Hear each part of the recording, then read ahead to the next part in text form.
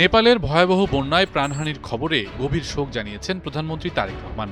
নিজের verified Facebook পেজে দেওয়া এক পোস্টে তিনি লেখেন, নেপালে ভয়াবহ বন্যায় প্রাণহানির খবর শুনে আমি গভীরভাবে মর্মাহত ও শোকাহত। আমার জনগণ ও সরকারের পক্ষ থেকে নেপালের প্রধানমন্ত্রী বালেন্দ্র শাহ এবং নেপালের জনগণের প্রতি আমার আন্তরিক সমবেদনা জানাচ্ছি।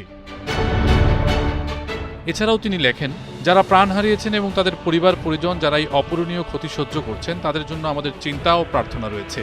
এই দুর্যোগের সময়ে নেপালের যে কোনো সহায়তা প্রয়োজন হলে বাংলাদেশ পাশে থাকতে প্রস্তুত রয়েছে বলেও জানানো হয় পোস্টটিতে। নেপালের ভয়াবহ বন্যায় প্রাণহানির ঘটনায় বুধবার ২৬ আগস্ট বাংলাদেশ সরকারের পররাষ্ট্র মন্ত্রণালয় থেকে প্রকাশিত এক সংবাদ বিজ্ঞপ্তিতেও জানানো হয় শোক ও সংহতি। এতে বলা হয়, প্রধানমন্ত্রী তারেক রহমানের সরকার ও বাংলাদেশের জনগণ এই কঠিন সময়ে বন্ধুপ্রতিম দেশ নেপালের সরকার ও জনগণের প্রতি গভীর সমবেদনা প্রকাশ করেছে।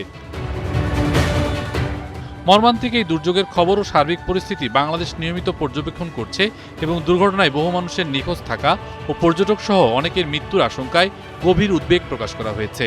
এছাড়া দুর্যোগকালীন এই সময়ে ত্রাণ বিতরণ এবং উদ্ধার তৎপরতায় নেপালকে সম্ভাব্য সব ধরনের সহযোগিতা প্রদানে বাংলাদেশ প্রস্তুত রয়েছে বলেও বিজ্ঞপ্তিতে জানানো হয়।